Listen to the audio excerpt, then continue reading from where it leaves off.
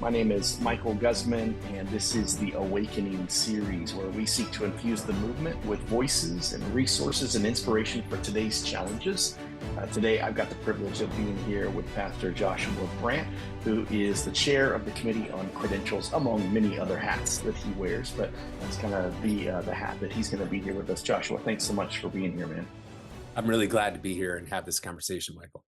Yeah, and I'm really so right now you're stacked on top of me in the way that the Zoom windows are, and I'm like, yeah, look at this, man. The beard game Very is nice. Yep. on point for It's a today. beard This is meeting. really Yeah. good. I love it. So very cool.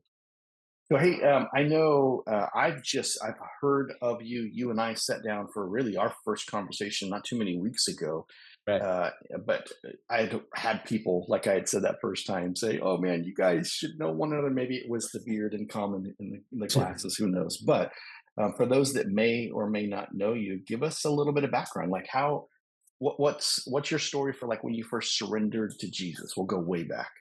Yeah. So for me, part of that story for me, Michael, is that my mom was, as far back as I can go, her family tree unchurched.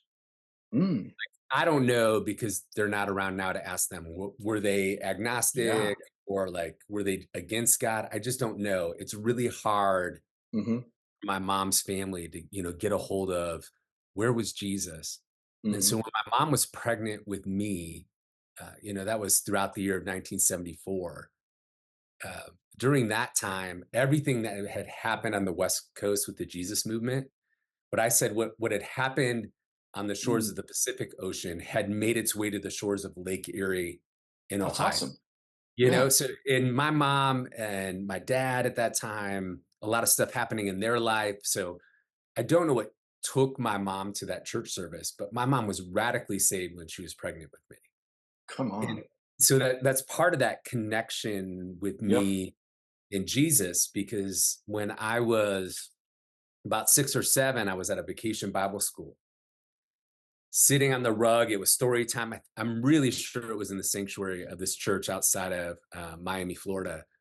And it's funny, the older I get, I'm really sure that was a grandma, Yeah. but it could have been somebody who was Yeah. like 35 or 40, right? Yeah. Right. And she asked the question, like, how long have you known Jesus? And Mm, I was a shy kid, but I remember my hand just shot up in the air. wow. And she called on me and said, how long have you known Jesus? And I said, I've always known him.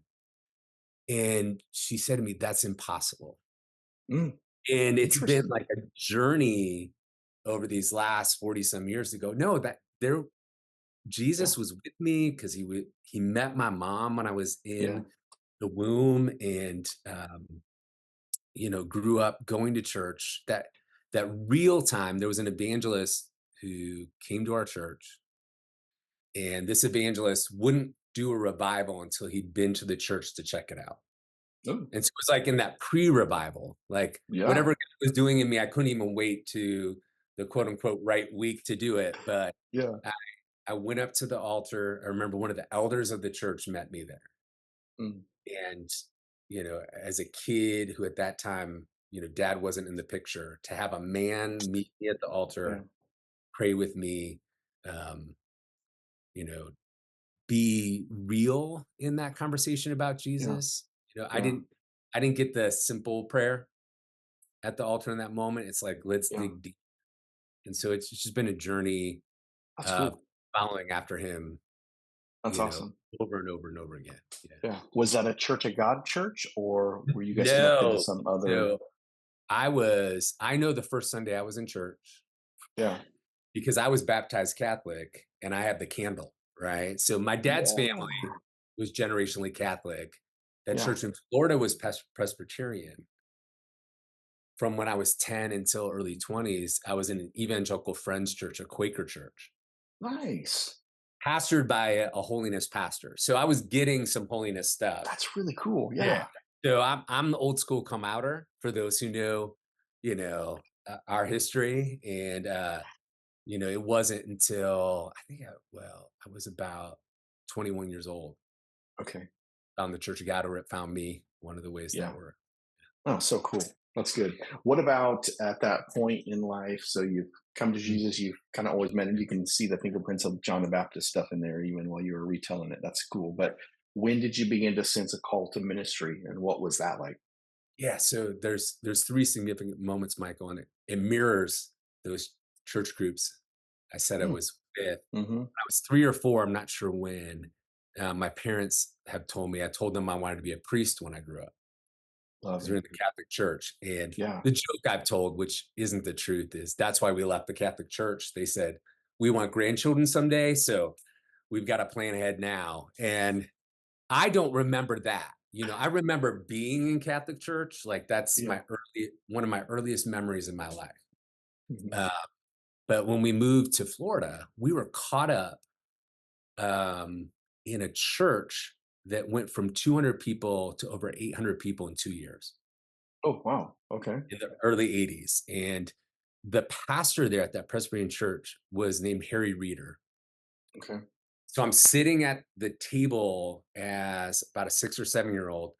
And you Yeah. gotta imagine too, my parents were wannabe hippies. We had a picnic table in our house as our Yeah. dining room table. And I'm sitting there and I told my parents, when I grow up, I want to be a reader. And they kept like, "You're already reading, Joshua. You're reading in school. What do you?" And I'm like, I was Yeah. getting, I want to be a reader. I want to be a reader. And what they finally deduced was I believed that if you became a pastor, you changed your last name, like the senior pastor of my church. Oh wow. So That's I thought amazing. Yeah. Yeah, so if I became a pastor, it's gonna be Joshua Reeder, and as I've been in ministry and knowing those moments matter, in 2019, I tracked that pastor down and That's cool. emailed him and said, "Hey, I don't know if you know this story," and, oh, he was so kind, he's like, "Oh, I remember your family." I'm like, "I don't know Sure. if Yeah. you did or not," and That's he said, "There's awesome. always room in the family for you to become a reader," and I'm like, "I'm not becoming Presbyterian. It's a little too late for that," but it was the real, like, got hooked moment was my church in high school and middle school. We ran the high school and middle school camp for our denomination. Hmm. As part of that, like many church camps do, we did 20 minutes of silence. And so I was Hmm. sitting in the middle of a field watching the ants on the blades of grass Uh, and the quietness of that moment. That's when it cemented and, really heard Father God say, I want you to follow me, but I yeah. want you to follow me into ministry. And it's been a weaving since Yeah. then, because that was 8th grade. You go to high school. Yeah. Everybody, Right. I want to be an engineer. I want to be a rock star. I want to be a Yeah. But um, God just kept chasing me, and I believe, Michael, too. God reaffirms that call, Yeah. right? So over the last 3 years, there was 2 years of that I spent in earnest prayer, Mm. going, God, is this what you want me to do in the last season of my life? Hmm. Because this June, 29 years in ministry, you're like, God, what is it Yeah. you want me to do? Right. Yeah. So he allowed me in his grace. I mean, I had tabs open. Should I get a degree in organizational leadership? Should I Yeah. become a therapist? And then I believe he allowed me to play in that Yeah. appropriately. And it was actually last May or June of 2023. I said, Jesus, I'm in until I Yeah. die, if that's okay with you. And it was like, that's when things started to move. And Yeah. I don't know that we're always honest about that. Like, oh, you're called to ministry when you were 12. I thought it was youth ministry, Yeah.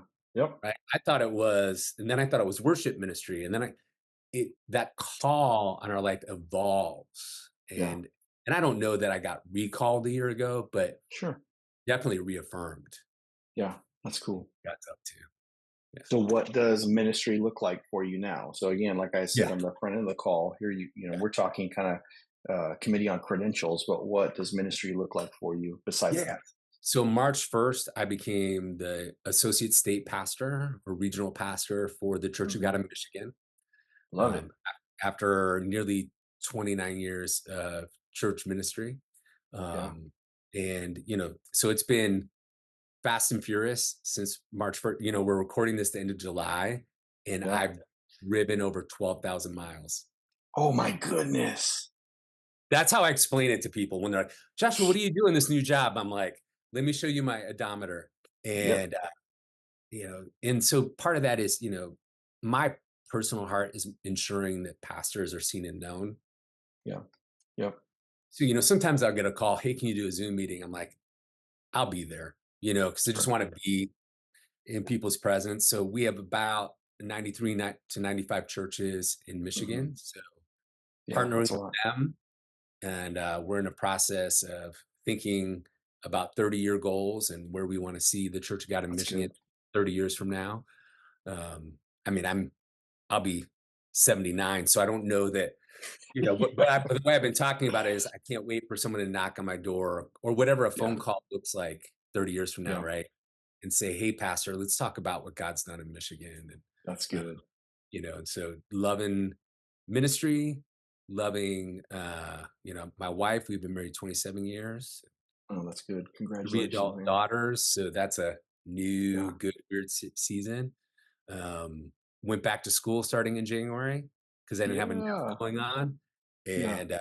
and then I've chaired the committee on credentials for the Church of God for about a year and a half now. Okay. Very cool. That's awesome. Good stuff. Well, hey, one more question kind of from this Sure. biographical time. Yeah. You've already probably alluded to some of them, but if you look back at that journey, who are like the key people that have mentored or discipled you? Yeah, I love that question because, Michael, you might be aware that I keep hearing over and over again that like 65% of church leaders, pastors were never discipled. Yep. And it's just captured my attention and broken my heart a little bit because we become pastors and people are saying, "Oh, live out Matthew 28, go and make disciples." And we're going, Yeah. I How? don't know how to do that. Yeah. And so I think for me, it's really been three men.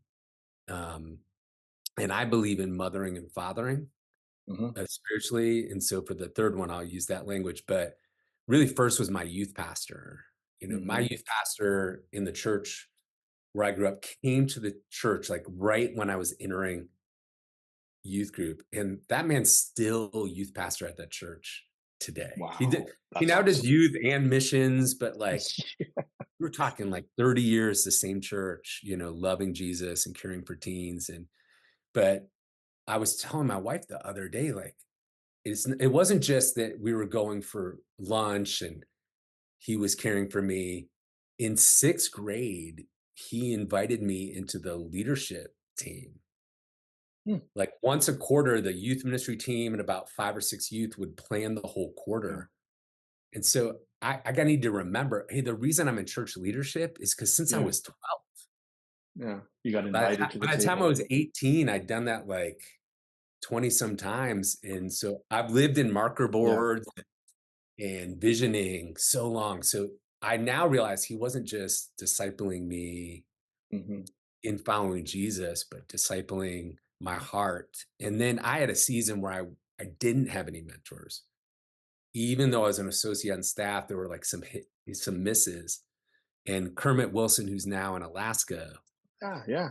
was in Indiana at like this crucial moment where he just grabbed a hold of me, kind of walked alongside of him for a couple years. And Yeah. it's one of those relationships, Michael. Like I saw him at Tampa last year, and you just start having the conversation that you were having Yeah. 5 or 6 years before.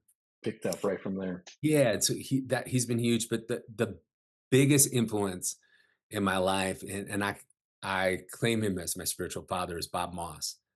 Oh, And yeah. I just yeah, saw him on Saturday. I Yeah. know because I was talking to him yesterday. I'm spending the whole day with him tomorrow, and Cool. we were making the details yesterday. It ended up being like a 30-minute conversation. And in the conversation, he's like, "Hey, do you know Michael?" I go, "I'm talking to him tomorrow." And he just started laughing. Yeah. But I've known Bob, and it was one of those risks. Mm. Okay. He was doing a camp meeting near my house Yeah. in Indiana. And I was worship pastor, and the youth pastor said, "Let's take him to lunch." Mm. That was the risk. That's And cool. in a time in my life where I was like, I don't know how Yeah. to connect with men who are who I want to be when I grow up. And that's been like 20 years. And like I said, tomorrow I'm So driving to good. his house, spending the whole day with Yeah. them. And so much, I mean, like my favorite church I ever pastored in Indiana was because he made the connection. The church I pastored in Michigan, he made some of the connections. Really. Oh, that's so And good. he was the previous chair of the Committee on Credentials before me. And so, like, just to see how he operates, and Yeah. I affectionately call Bob for the last 10 years. I want to be careful now because in 10 years I'll be that age, right? Is the grandpa of the Church of God. And I Yeah. think we have these moments, and this happened for me about a year ago, where I had two men in my life right about Yeah. the same age. And I really felt like Holy Spirit said, "Who do you want to be?" Mm, Because Bob's about 20 years older than me. And I just mhm. remember her going, "That's who I want to be." Yeah. And Holy Spirit said, "Well, tell him." And having that conversation, even after all those years of connection, Yeah. and it's one of those things. I was in Oklahoma City at the regional. Mhm. General Assembly had been there years ago at crossings.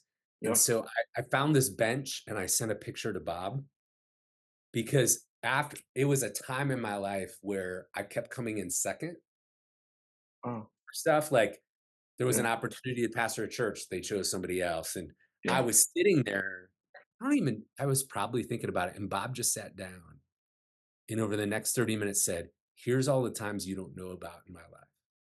Mm, And I think if we can get a yeah. hold of women and men like that in our life, Yeah. and I would just say that all the time to young leaders, like, listen, if you're afraid to talk to them, come talk to me and I'll Yeah. connect you. But the joy of the season of my life, the people I was afraid to talk to in my 20s, I now Mm, sit at tables with. that's awesome. And and sometimes I think about not the lost time, but just going, hey, just take the risk. And if somebody's like, "Hey, I don't have time for you," good. Yep. You didn't want to Yeah. hang out with them anyway. Yep. Getting 2 to 3 women or men in your life who would just Yeah. be there for you no matter what, that has sustained me in ministry more than anything. That's really cool. Yeah, there's a lot I could respond to, but let me just kind of Sure. call out a couple of things. One, just the Catholic. I didn't realize that Hmm. we kind of share that in common with Okay. my dad being Mexican. We were Yeah. Catholic culturally. Mhm. And so I would go to mass, and we would go very rarely, Okay. but when we would go, and it was in Spanish even. Mm. And so I always felt like God existed and that I Yeah. knew him, even in Yeah. very intangible ways. But I thought as a little kid, discerned, oh, he speaks a different language than me. So there was Mm. this like natural distance Yeah. because I didn't speak Spanish growing up. Dad intentionally did not teach us Spanish because he wanted us to become Americans. Gotcha. And so that's even why we pronounce our last name Guzman instead of Guzman. So he made some very intentional Yeah. cultural decisions for us. So just that, I haven't met too many other ministers in Church of God who've had that Mhm. kind of similar story and background. And then the other one, man, I love your language of spiritual mothers and fathers. Mhm. That has been really, really significant and important for me too. Yeah. One, because I came from an absence of Yeah. mentors, especially spiritual mentors. It was just, there was zero of it. And so, discipleship, there was never any embodied person. Mhm. It was always a book or a Yeah. video series. And so, by the time embodied mentors came into my life, there's, spiritual mothering and Yeah. fathering was like similar language. And so, yeah, that it just really speaks to my heart. And I want to see that multiplied all the more. I think it's something so needed. Well, when you don't have the receptors for it, right? Like, I'm not a person who lives in regret, but I can look Mhm. back Mm, because I didn't in my 20s, because of that absence, I didn't have the awareness. And I can yeah. remember it is the one I go, "Phew, I don't regret, but oh," Mm. 'cause I was in seminary and Dr. Gil Stafford Wow. Yeah. was talking to me after class. And I now recognize what he was trying to do. Yeah. But at like 24 or 25, I'm like, why is this man talking to me like this? Yeah. Yeah. And he knew how to offer. I didn't know That's how to interesting. receive, you know? And Yeah. so, and, the scripture when Paul talks to Corinth and said, you've had many tutors, many, I used Yes. to think that was bad, right? It's not. He's saying that's beautiful. You've had Yeah. many teachers. One translation, you've had 1,000 teachers, Yeah. not many fathers. And, Yeah. but we leave out the next verse. He says, so follow me, Yeah. like follow my example. And, I'm in a season of my life where Holy Spirit's preparing me over and over and saying, like, I'm doing these things in you because of your spiritual children. I want them to see it in you. And It's I good. love doing that. Like it's better. Like I'm a person who practices fasting often. And Okay. when I was trying to figure it out for me in my relationship with Jesus, it was like a block. Mm, Like it's like a charger. But when Jesus says to me, like, I want you to be an example of what that looks like, I'm like, whatever you want me to do, Jesus. And so that's that it cool. some of why I'm in my going back to school, my pursuit of a doctorate of ministry, like my Mhm. thesis is going to be around spiritual fathering. So don't poke it too hard because it will just Okay. start all the stuff that God's talked to me about since January is just gonna, all That's these people in good. my life are like, yeah, we know that's what God's doing. I'm like, I still got 3 more years, so buckle up. It's still coming. That's awesome. Yeah. Well, good. Let me turn the Yes. corner from there Absolutely. and move into some of this stuff around your role as chair of the Committee on Credentials. So, give us like an overview. Yeah. Let's assume that we've got pastors who have heard that term before but Yeah. don't know about the responsibility and authority. Because I think it was first standing Committee on Yes. Credentials, and then the S was removed, and now it's just Committee on Credentials. Yeah. And so, what's the responsibility and kind of realm of authority for that committee? Definitely. Definitely. Most of us don't understand what was happening, especially if, pastors in the Northwest were in a healthy assembly. Okay, yeah, We're often unaware of what was happening around the movement before 2015. So it's really not that long ago. yep, If we go back a decade, we had assemblies beginning to say, Michael, like, we're not sure we're going to accept a pastor's credentials from this other assembly. oh yeah. Like, that's the state of Like, let disorganization. me. So you Yeah. mean like, hey, we. So here's somebody coming Yeah. from. We'll pick on some other states, Sure. Kansas, Yeah. and we're in Louisiana. We don't know if we're going to receive those Yeah. Kansas pastors because Exactly. their ordination, their process was different than ours. Yeah. Right. Yeah. So I was ordained in Ohio. And even, Ohio is large enough, they have districts in the state. I moved districts in the late 90s in Ohio, and it cost me an extra year or two. Wow. Okay. So in the same ecosystem, right? Yeah. Same credentials manual, same process. It was still a Wow. move was difficult. Okay. And so that's what we were facing. And Lori Fast, executive director of Leadership Focus. I know you've spoken with her. She Yeah. does a really good job of showing like it took from when I think it was in the 1950s, the General Assembly said we need to have a unified credentials manual. The first one was in the 80s.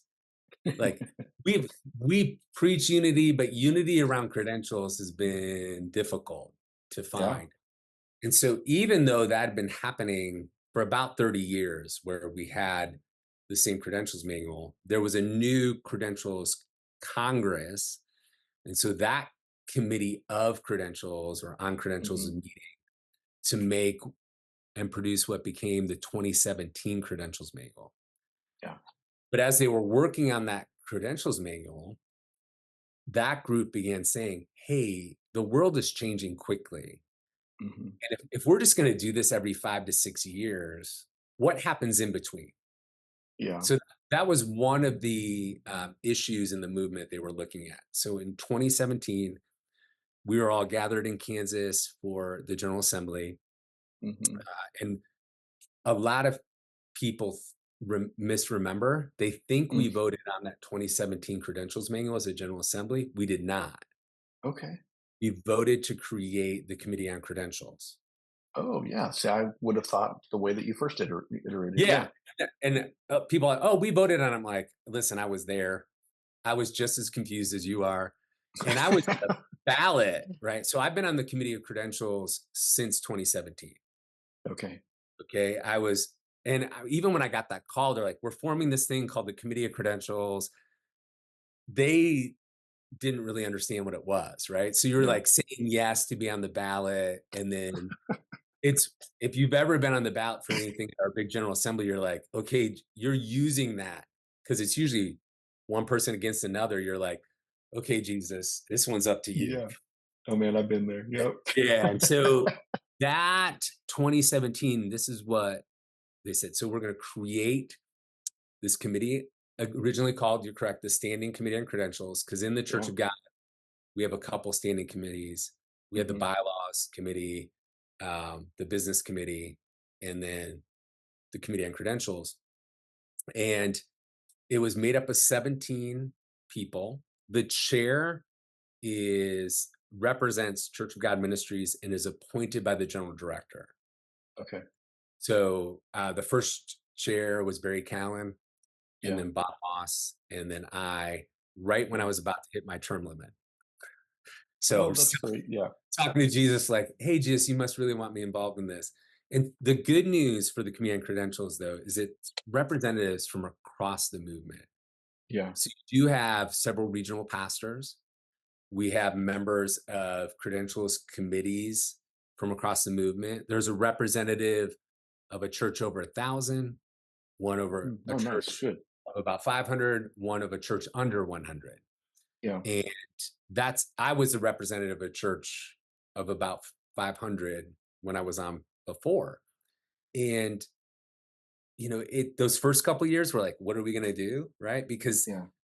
the responsibility that we were given as a committee on credentials is for the implementation of the credentials manual, Okay. the interpretation, Yep. and for future edits. Okay. So since then, there's been a 2017, 19, we're kind of trying to do the new manuals with the General Assembly. But Yeah. a couple of things that were new for the movement is every decision by the Committee on Credentials, some people often call it the COC, is binding once it's made. Yeah. And so that was so that's why we had to change because those first couple of years, the COC was sending out like bulletins to all the assemblies. Here's all the changes Yeah. in an email. And so it was difficult. But there was an additional responsibility added last year in Tampa at General Assembly. So, as one of the things before the General Assembly from the Justice and Equity Task Force Hmm. was to empower the COC to advocate Yep. for candidates, to advocate for pastors. And so that's a new role because the Committee on Credentials has kind of been functioning like, let's sharpen. Yeah. We've evaluated some cases because the other responsibility is we are the place of ultimate appeal Okay. for any credentials, concerns, or matters. Um, and so that's that's often tenuous, and it's Yeah.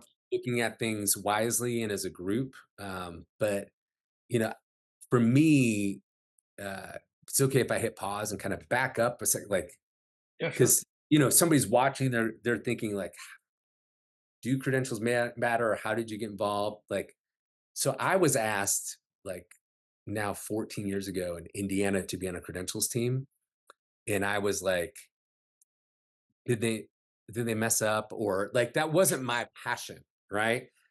And so for the first year and a half, Michael, like every time I drove for a meeting, I would live 45 minutes from the office, and I would pray the whole way. I'm like, Jesus, I don't understand why you have me doing this. Like, Yeah.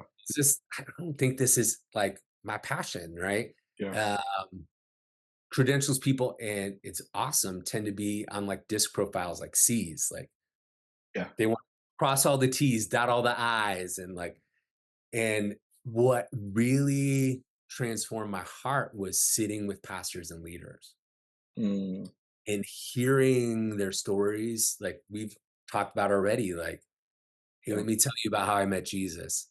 Let me Yep. tell you I'm called to ministry. And then watching particularly for those going through the ordination process, the Hmm. life transformation that happened in them. Yeah. Because we'd have people come into their first meeting and be like, we're sure they're called, but we don't know what God's going to do. Yeah. And then you're there praying for them at the ordination, just radically transformed. And Yeah. then That's so cool. when I was invited into this larger conversation for credentials, it's like, how do we multiply that? And so our new directive over the last year and a half has been, our credentials manual and our credentialing sometimes has felt like to many of our pastors, like these are all the rules. Yep. This is what we follow. This is how Yeah. you don't get in trouble. This is how you toe the line. And we've been talking more and more about our credentials manual is actually a manual of love. Mm. And this is what we mean. It tells us how to love leaders and how to love churches. Oh, nice. I like that. And it is loving, right? Like when Yeah. my children were small, if they ran out in the road and I grabbed them back from being in the road and in traffic, that's love. Yeah. Yeah. So sometimes we have pastors or that may be in the middle of the road and don't know it. If we snatch them back, Hmm. it's because we love them. If a church is getting planted and we want them to align with us, it's loving to say, "Hey, look, this is where we stand on women in ministry. This Hmm. is what we believe about holiness." And so we've been trying to change the conversation to say it's really about love and reconciliation. And currently, we're working to make the manual even more user friendly Yeah. for our credentials teams. But it's a lot of work for those 16 others who are purely volunteers Yeah. who are thinking about things, because we're always thinking, if we make this decision, here's the impact Yeah. on the rest of the movement. And it's exciting most of the time and also interesting. And sometimes it is about crossing T's and dotting I's. Yeah. Sure. Yeah. Yeah. Not when I was chair, but one time we were in a meeting, you got 17 people in a Zoom room, Yeah. and they're all talking about one sentence in the manual. And I had just bought a baguette from Panera. And so I'm Yeah. just start eating this baguette whole because I'm like, is anybody paying attention to the absurdity of this moment of what we're doing? Yeah. But it's what's interesting at this season in the Church of God, Michael, our only unifying document is the credentials manual. Yeah. And so that is weighty. Yeah. And I know that I and the rest of the COC take that seriously Yeah. because I've looked at other, church groups or denominations, right? And their credentials manuals aren't 110 pages long Yeah. because they have these other documents.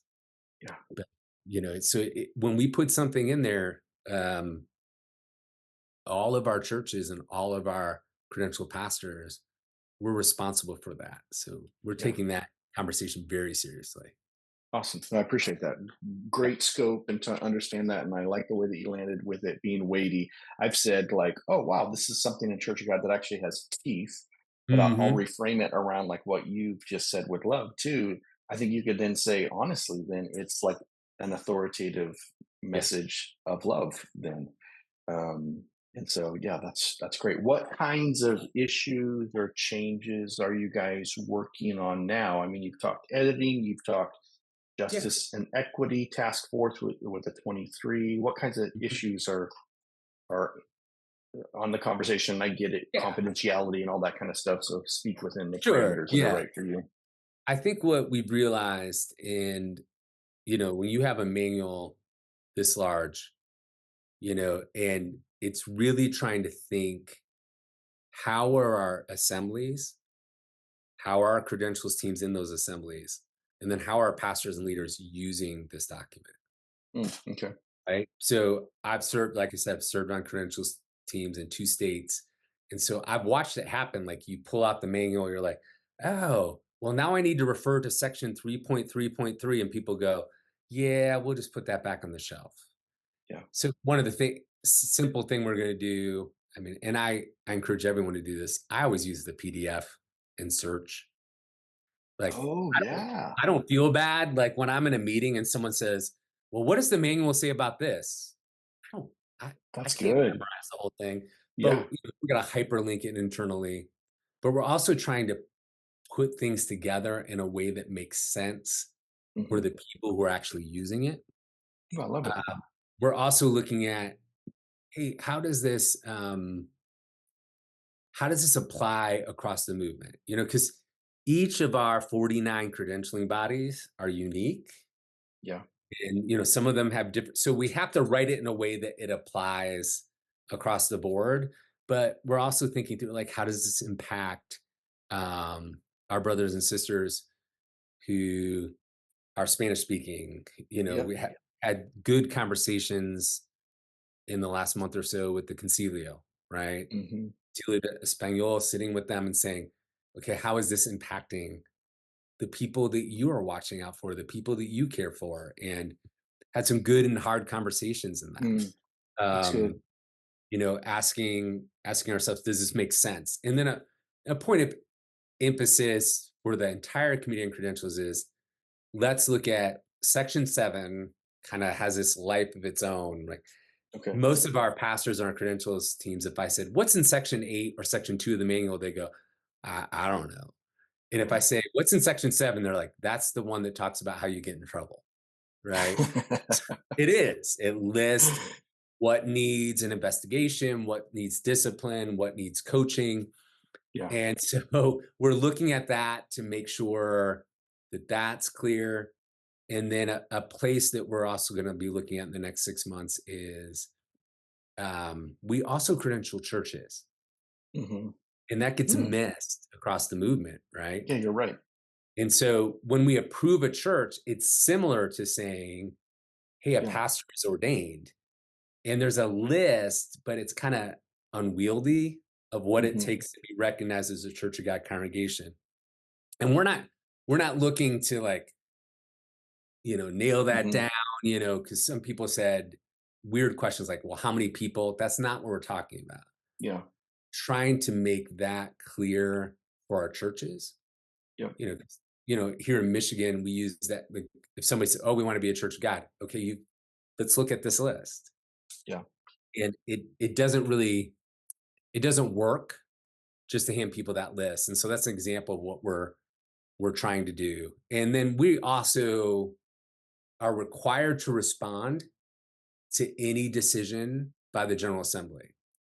So Okay. if we get an org chart, the Committee on Credentials answers to the General Assembly. That's it. So it's a Mhm. unique. I joked today, I was in a meeting, someone said, well, I talk to my boss every week. I said, I only talk to mine every 2 years.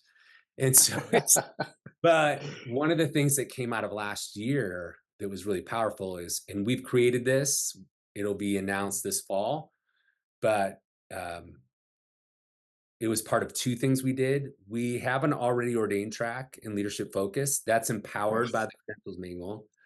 That was 17 denominations. Okay. And now that's being expanded. There's a process of how that works, but we knew Okay. we had to expand that. And then now there's finally a process, and many of our pastors have been asking for this for like a decade. If you have an advanced degree, a master's or doctorate Yes. in ministry, Yep. there's now a track that acknowledges that. And Good. so for pastors who qualify for that, it could take them 1 year. It's an intensive year. Lori's compared it to like a master's level class for a year. Yeah. It could take them 1 year instead of 3. That's good. And so we're excited about, because so that is an example. The General Assembly said, do that. Yeah. It's done. And we have a couple people that we're beta testing that with this fall, but Good. that will be available to everybody beginning spring of 2025. That's awesome. That's good. Yeah, that's actually really great to hear because I remember in Central California, that was an Mm. issue. We had a recent graduate from Anderson University School of Theology. We we'd even kind of crafted somewhat of a short Yeah. possible route, and then we got denied at that point. Yes. And so Yeah. I submitted a letter to the committee on credentials at that point, like, hey, I think we need to consider like what is a way to be able to move forward. So I'm glad to hear Yeah. that. And the good news is, for our our schools to have masters in a related and appropriate field. It's not just a master of anything, a master's of a doctor of ministry. You know, currently, like MacU has a master's, and so Yep. does Anderson has a master's. Neither have a doctorate of ministry right now. Um, they that the languages we give preference to those. Mm, So it's kind of like, so if somebody goes, I got my MDiv from Anderson, do I qualify? It's like a 95% yes. yeah. Now we're working on the document for both, for already ordained and for those who have these degrees, kind of an alignment Yeah. document. Like, hey, where are you at in women in ministry? Where are you at end times? Where are you at? And then we'll want that credentials team still has the decision, right? So a Yeah. credentials team could still say, hey, we want you to do 3 years. We need some maturing here, or yes, you went to AU, but we're not really on the same page. And then Mm. we placed in there that the chair of the COC and the executive director of Leadership Focus will sign off on those, Oh, nice. Good. so that everybody's on the same page. Yeah. You know, one of the things that we work really hard at is not getting triangulated, because we realized very Yeah. quickly, because Lori started in her role really close to the time I started. In the Hmm. language we used is, if dad says no, no, don't run to mom. So we work very hard, Michael, like to do training together at the Yeah. regionals. People go, oh, there's no workaround in this Yeah. credentials. But yeah, we're excited because, we had a candidate here in Michigan. He was already ordained in another holiness group, had a Hmm. doctorate of ministry, and finished his PhD this fall in something else. And so to be able to say to him, hey, 3 more years. yeah, we were able to say instead, like, here's this plan, right? Yeah. Here's how you can move forward. And, it's exciting to have these options. And, as hopefully everybody realizes too, uh, the Spanish track is really robust right now. And that's actually 28% of the candidates in leadership Yeah. That's are in the good. Spanish. Yeah. Yeah. That's Here in good. Michigan, we're probably in the next 5 to 10 years, that'll be 10 to 20 Spanish speaking churches. So we're That's good. thrilled because it helps us all partner together. Yeah.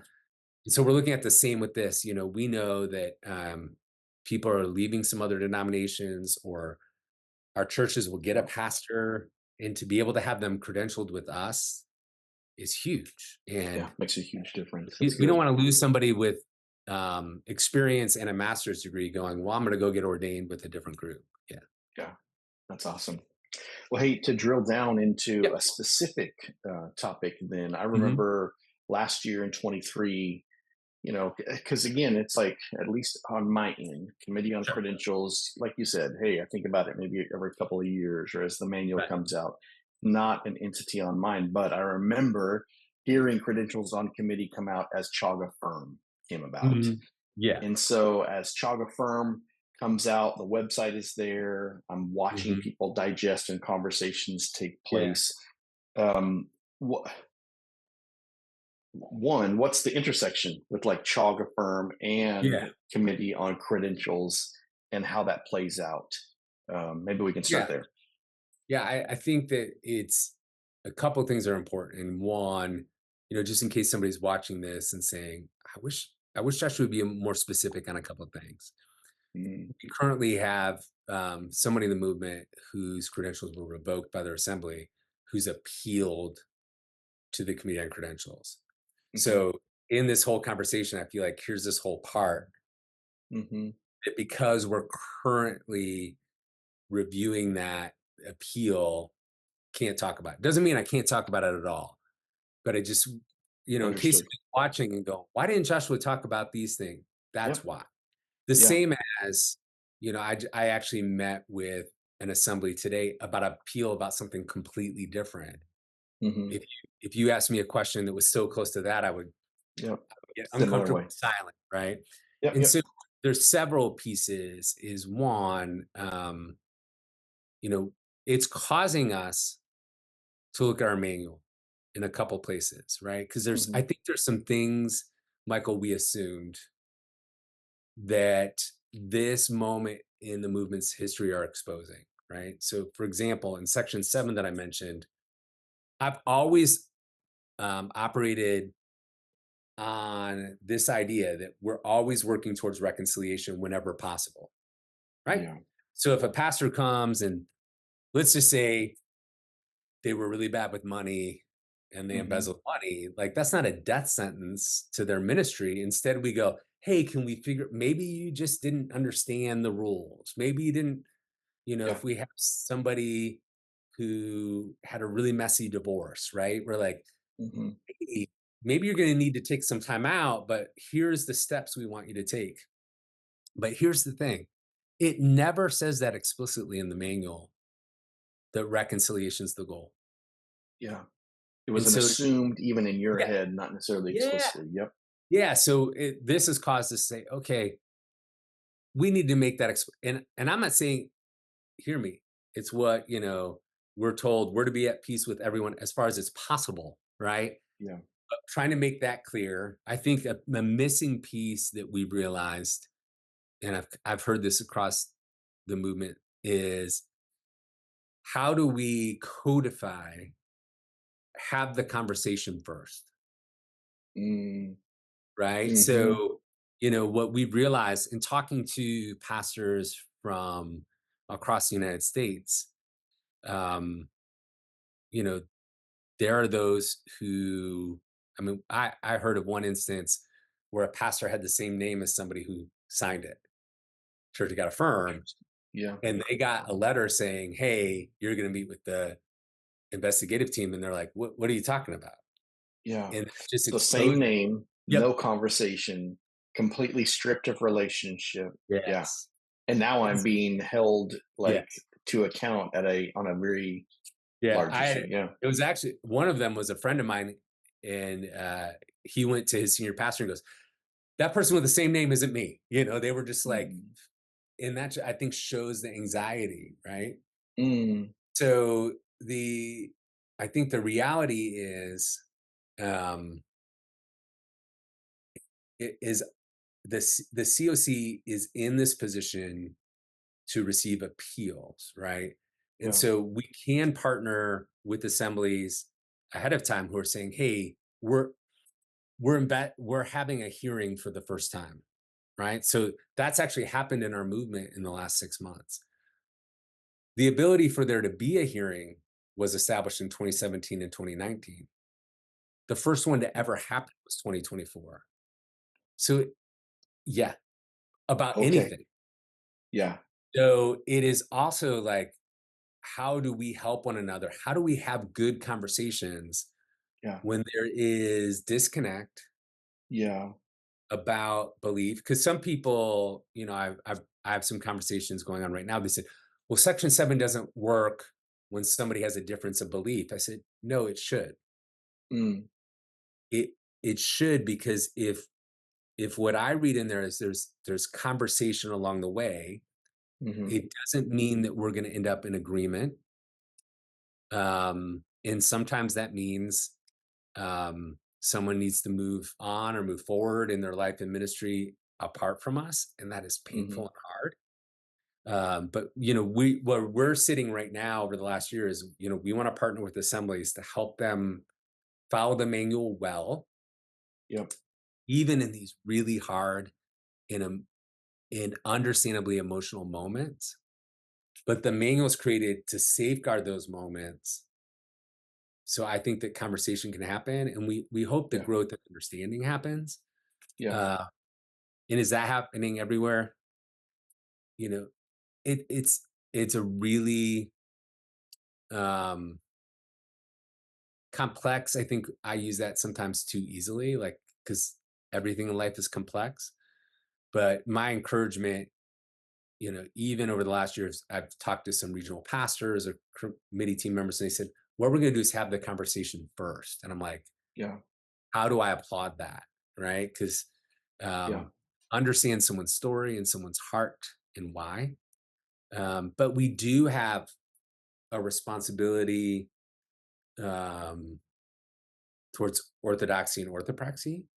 Yeah.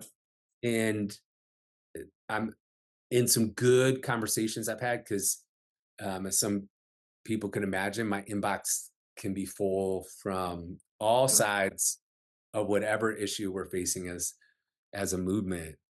And I would just caution all of us who feel like, oh, maybe, I mean, one of the pushbacks I get is maybe the movement's becoming too denominational, Yeah. that we're being really clear about what we believe. And I've yet to have a good answer from somebody who says that when I say, well, what about the thing that you want us to take a stand on? Yes, exactly. Because we do have lines. Like one of my mountains I'll die on is women in leadership. Like Hmm. God has placed that deep in my heart, my spirit.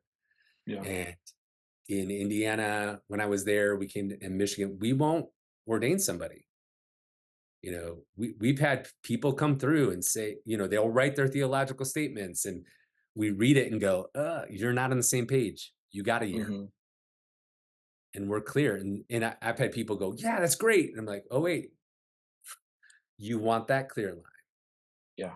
One of my growing clear lines is, you know, we, there's two things around holiness is I think we've missed how deep in our DNA holiness is. Mm. So I've been reading D.S. Warner's journal from 1872 to 1882, kind Okay. of or the movement emerges, right? Wow. In 1878, something happens. Like he was Mm. always fasting, but his journal's like, I'm starting to read it going, when was he eating?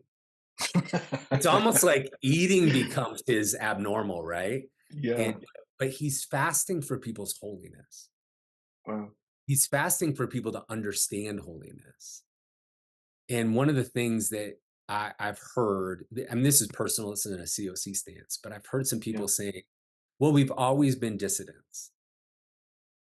And I think we need to be careful and tell our history accurately. Warner and our grandmothers and grandfathers in the movement, they were dissonants unto holiness.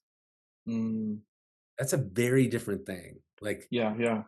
they were fighting the fight because they were convinced of the transformational power of Holy Spirit in people's lives.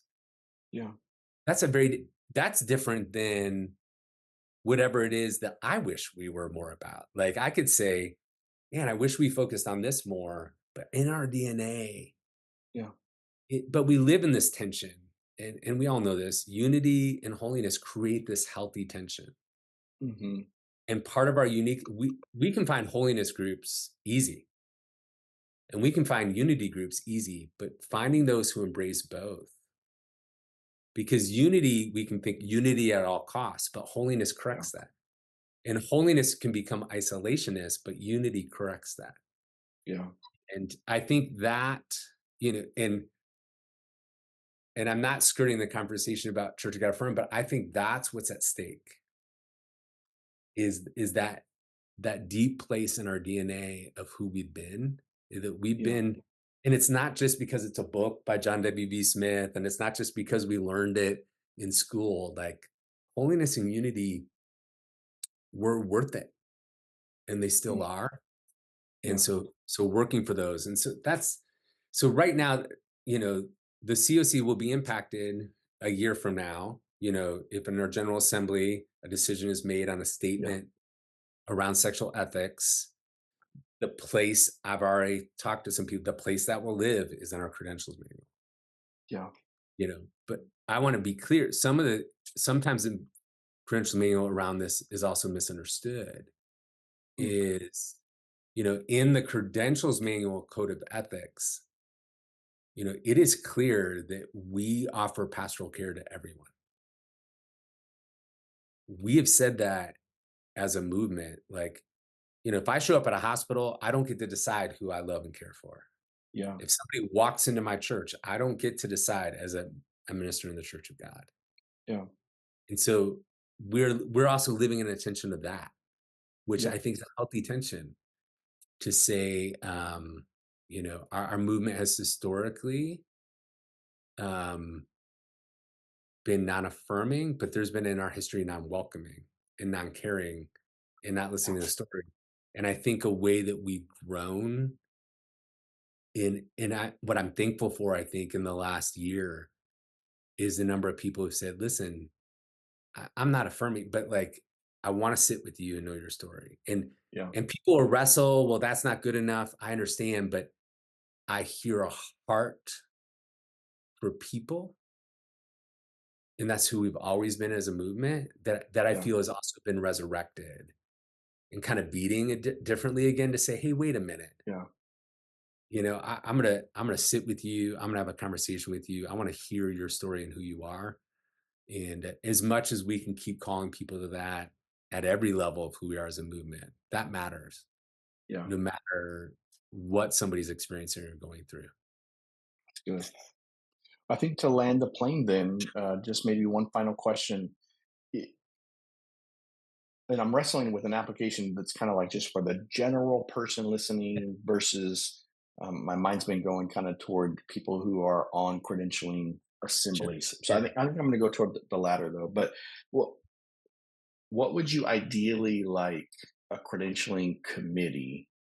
How would you like them to play well with the committee on credentials? Well, you've already talked about Mhm. conversation first. How do you Yeah. codify that in any of Mhm. these topics? Child Yeah. affirm, money, sexual misconduct, Sure. divorce. You talked about. How would you like Mhm. an assembly to partner with you guys well? Yeah. I'll answer that. And a quick thing I think that could be for everybody is Great. so my wife and I we've been binge watch shows together now. We didn't for like Yeah. 25 years, and now we find shows together. And so we watched the show New Amsterdam, which is about a hospital in New Mm, York, and they got a new medical director. And he would show up in every meeting, right, and go, "How can I help? How can I help?"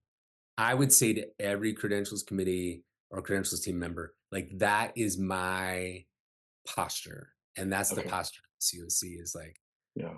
don't wait to call us until it's complicated. Yeah. Like, Yeah. if you're sitting there and you're going, we've never experienced fill in the blank before. Yep. Somebody in the movement has, and we would love to connect you with them. Oh, Right. And that's good. I so, like that. Yep. yeah, like we had, even today, I said, hey, hindsight's 2020, but if you had called us in November, we would have missed all this. Mm, We could have come to a healthy place. So I'm thankful for that. And I would just say somebody who just happened upon this, or somebody in the North was listening. Listen, when we start talking about credentials, we start talking about my call to ministry and falling in love with Jesus. Somebody could be watching this who, for whatever reason, is trying to run from your call. Right. mm, And so I would mhm. just say, like, get a hold of your regional pastors, get a hold Yeah. of a credentials team member, and just talk that through with somebody. Yeah. I think we're taught, we have this impression like it's supposed to be like I get knocked out, and I have this experience of God. I'm like, oh, I'm a pastor now. No, like people like you, Michael, and people like other people in the Northwest, people like me, we're wired to help people figure that out. Yeah.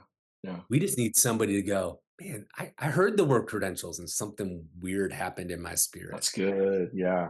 Yeah, it's like, please, like, give us a call, get a hold of us. That would, I don't know about you, those Yeah. kind of Right. conversations make my day, right? Yeah. Yeah. Is to go, hey, because we, it's not this pressure saying we need, but we do need Yeah. people from every experience to say, man, I just love the pastor church because, we I have a very churched story. And so the people that I talk to, I argue with God sometimes. I'm like, man, you gave me a really churchy story, Jesus.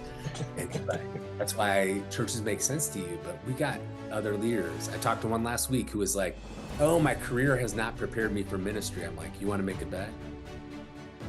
Yeah. Like, he is positioned to have a huge impact for the kingdom. And so Yeah. that's for that everybody. Like, get a hold of your That's good. your state pastor. Take them to coffee or let them buy you a meal Yeah, and hear what's possible. that's good. Well, hey, Joshua, I appreciate you taking the time. Appreciate you having the conversation with us. So glad to be here. Can't wait to see what's coming out of your region and association in the near future. So we'll stay tuned that way. Thanks everybody for watching. Take care.